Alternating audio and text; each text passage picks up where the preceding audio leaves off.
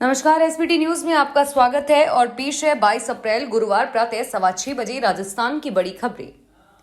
Corona की घातक दूसरी लहर के चलते रेमडेसिविर इंजेक्शन की किल्लत व भारी मांग के चलते इसकी कालाबाजारी जोरों पर है। इस बीच जयपुर पुलिस कमिश्नरेट की क्राइम ब्रांच ने शहर में करीब 48 जगहों पर ग्राहक बनकर छापेमारी की।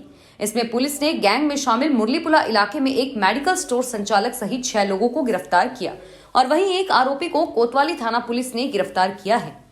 अतिरिक्त पुलिस कमिश्नर अजय पाल लांबा और डीसीपी क्राइम दिगंत आनंद ने बुधवार को खुलासा करते हुए बताया कि करीब 15,000 रुपए में 1-2 इंजेक्शन बेचा जा रहा था और इसके लिए गैंग के 2 सदस्यों विक्रम गुर्जर व शंकर माली ने गुड़गांव से करीब 725 रेमडेसिविर के इंजेक्शन मंगवाए थे।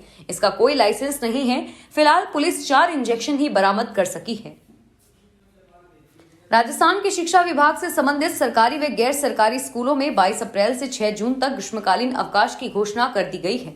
अगर कोरोना काल पहले ही खत्म हो गया तो 6 जून तक बच्चे स्कूल नहीं जाएंगे। शिक्षक अगर ग्रीष्मकाल के दौरान कोविड ड्यूटी में जाते हैं तो उन्हें उपार्जित अवकाश का लाभ दिया जाएगा। माध्यमिक शिक्षा निर्देशक सौरभ स्वामी ने इस आशय का आदेश जारी किया है। यह अवकाश प्रदेश के सरकारी स्कूलों व राजस्थान शिक्षा विभाग से मान्यता प्राप्त स्कूलों के लिए लागू होंगे।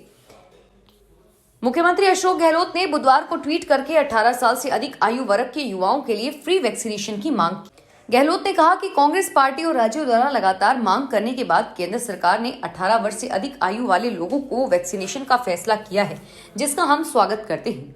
केंद्र सरकार को 18 वर्ष से अधिक आयु के युवाओं को भी फ्री वैक्सीन लगवाने की घोषणा करनी चाहिए। फ्री वैक्सीन न मिलने पर युवाओं का केंद्र सरकार के प्रति आक्रोश बढ़ेगा। बीकानेर माध्यमिक शिक्षा निर्देशक सौरभ स्वामी भी कोरोना पॉजिटिव हो गए हैं। मंगलवार को उन्होंने अपना आरटी-पीसीआर टेस्ट कराया तो बुधवार को आई रिपोर्ट में उन्हें कोरोना पॉजिटिव पाया गया। स्वामी ने अपने आप को क्वारंटाइन कर लिया तथा पिछले दिनों उनके संपर्क में आए सभी कार्मिकों, शिक्षकों व अधिकारियों को सावधानी बरतने को कहा है। राजस्थान प्रदेश में कोरोना संक्रमण एक बार फिर तेजी से फैला है, जिसके चलते सरकार ने 3 मई तक कर्फ्यू को घोषित कर रखा है। ऐसे में प्रवासी मजदूरों ने पलायन शुरू कर दिया। पिछली बार लॉकडाउन की वजह से मजदूरों को अपने घर जाने में खासी दिक्कत का सामना करना पड़ा था और ऐसे में पूर्व शिक्षा मंत्री और विधायक वासुदेव देवनानी मजदूरों के खाते में कम से कम 5,000 रुपए डालने की मांग राज्य सरकार से की है।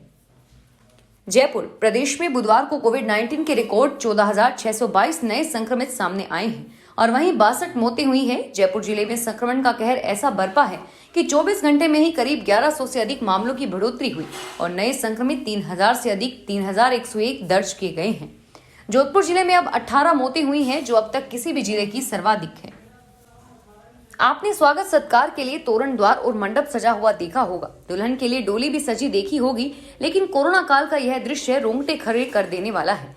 शमशान में इस तरह चिताएं सजी हुई पहली बार देखी होंगी। यह दृश्य रामलीला मैदान के पीछे स्थित धर्माणा बगीची शमशान घाट का है, जहां दाह संस्कार के लिए 16 प्लेटफॉर्म बने हुए हैं और उन सब पर पहले से ही लकड़ियां रख दी गई है ताकि शव के आते ही ज्यादा समय नहीं लगे और तुरंत ही दाह संस्कार किया जा सके। यहाँ करीब 800 शवों के अंतिम संस्कार के लिए लकड़ियों का स्टॉक किया गया है। केंद्रीय मंत्री कैलाश चौधरी ने कोरोना महामारी से बचाव के लिए रेमडेसिविर इंजेक्शन से इंपोर्ट ड्यूटी हटाने के लिए केंद्र सरकार के निर्णय की तारीफ की है। उन्होंने कहा कि इससे एक तरफ रेमडेसिविर की सप्लाई बढ़ेगी तो वहीं दूसरी तरफ इसकी कीमत में भी कमी आएगी। कम कीमत में सभी तक स्वास्थ्य सेवाएं हर जन तक उपलब्ध हो, यही केंद्र सरकार की यह सर्वोच्च प्राथमिकता है। नकली देसी घी के बड़े स्तर पर कारोबार चल रहा है। शादियों के सीजन में घी की बिक्री भी खूब हो रही है। बाड़मेर जिले में नकली घी के मामले में चिकित्सा विभाग ने मंगलवार को लगातार दूसरे दिन कार्रवाई करते हुए बाड़मेर कृषि उपज मंडी में एक फर्म पर छापे में 494 लीटर घी सीज किया। सीएमएचओ डॉक्टर बीएल विश्नोई ने बताया कि शुद्ध के लिए युद्ध अभियान के तहत शादियों की सीजन को देखते हुए चिकित्सा विभाग की टीम ने मंगलवार को दूसरे दिन लगातार कृषि मंडी बाड़मेर में कार्रवाई की। यहाँ पर मेसर्स भरत ट्रेडिंग कंपनी पर छापा मारकर 494 लीटर घी जब्त किया।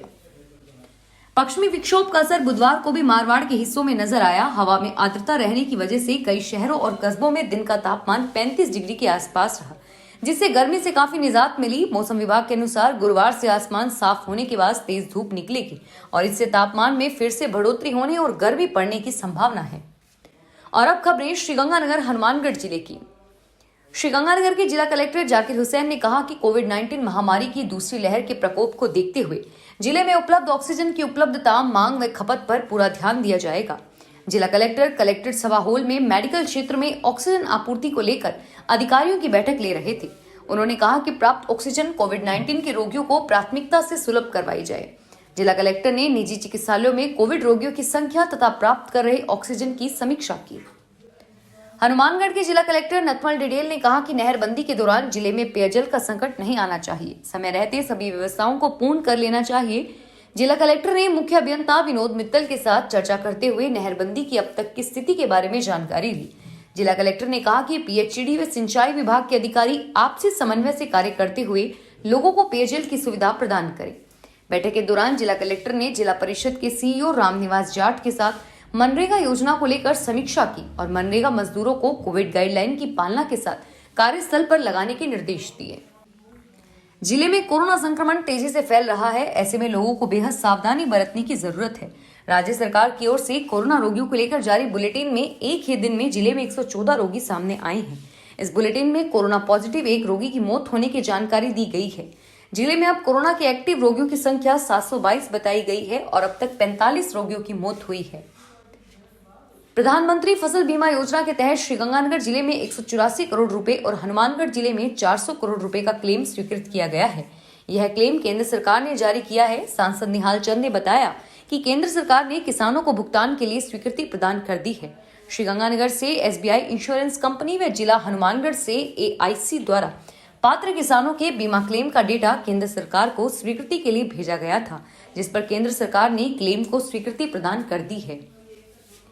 श्रीगंगानगर जिले में कोरोना रोगियों के लिए जिले में प्राप्त ऑक्सीजन तथा उसके उपयोग के लिए जिला स्तरीय दल का गठन किया गया है। जिला कलेक्टर ने बताया कि कमेटी के अध्यक्ष नगर परिषद आयुक्त सचिव यादव होंगे। औषधि विभाग के सहायक निदेशक डीएस उपल, जिला उद्योग केंद्र के महाप्रबंधक हरीश मित्तल व एक वरिष्ठ चिकित्सक को सदस्य बनाया गया है। यह कमेटी प्रतिदिन ऑक्सीजन की मॉनिटरिंग करेगा। प्रतिदिन की रिपोर्ट का जिला कलेक्टर से अनुमोदन के पश्चात राज्य स्तर पर प्रेषित की जाएगी। फिलहाल इस बुलेटिन में इतना ही और फिर हाजिर होंगे तमाम बड़ी खबरों के साथ। एसबीटी न्यूज के वीडियो देखने के लिए हमारे चैनल को सब्सक्राइब करें और नोटिफिकेशन पाने के लिए बेल आइकन पर क्लिक करें। धन्यवाद।